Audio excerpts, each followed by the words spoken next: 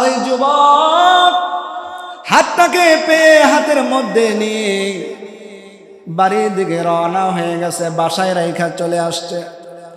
বাসায় রাইখা আবার মক্কার বাজারে আসছে, দেখি কেউই হাতটাকে খুঁজে কিনা। কিছুক্ষণ পরে দেখে এক বৃদ্ধ বাবা ইয়ামান থেকে আসছে তার মেয়ের জন্য হার কেনার জন্য। হাতটা কিনা বৃদ্ধ মানুষ পকেট থেকে পড়ে গেছে, পায় না। একটা উঁচু জায়গার মধ্যে দাঁড়াইয়া ঘোষণা দেয়, এ মক্কার লোকেরা, আমার মেয়ের জন্য আমি একটা হার ক্রয় করছি রে বাবা, বড় শখ কইরা। যদি কোনো যুবক পেয়ে থাকো আমার আমানতটাকে আমাকে ফিরিয়ে দাও। আর আমার হাতের মধ্যে 500 দিরহাম আছে। যেই পুরুষ, যেই যুবক, যেই ব্যক্তি আমার এই হাতটাকে ফিরাইয়া দিবা, আমি তাকে পুরস্কার স্বরূপ 500 দিরহাম দেব। সুবহানাল্লাহ।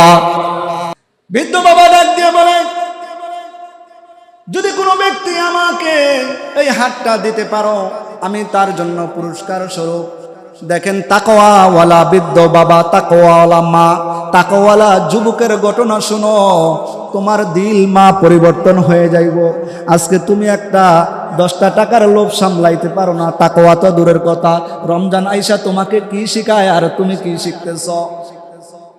আবার বৃদ্ধ বাবাকে ডাক দিয়া বলে, যুবক কাজী ইব্রাহিম কাছে যাইয়া কয়, চাচা এদিকে আসেন। কয় কি? কয় আপনি আমার সাথে চলেন। বাসায় নিয়ে গেছে। কয় চাচা আমি একটা হার পাইছি, তবে উপযুক্ত প্রমাণ ছাড়া কিন্তু আমি হার দেব না। এই জন্য নিয়ম হইল, কোনো টাকা পয়সা বেশি পাইলে কেউ যদি কয় আমার, হ্যাঁ কয় আমার, হ্যাঁ কয় আমার, শুনছে যে 1 লাখ টাকা পাইছে, অনেকেই কয় আমার টাকা, অনেকে আমার টাকা। এখন প্রমাণ ছাড়া কি দেওয়া যাবে? আবার যুবক কয়, চাচা আপনাকে আমি হার পৌঁছায়া দেব, তবে বলতে হবে আপনার হাতটা কিরকম।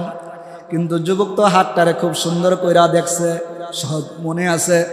আবার বৃদ্ধ বাবা বলতেছে, রে যুবক শোন শোন, আমার ওই হারের মধ্যে এতটা ডায়মন্ড আছে, এতটা হীরা আছে, এতটুকু স্বর্ণ আছে, এতটুকু পাথর আছে।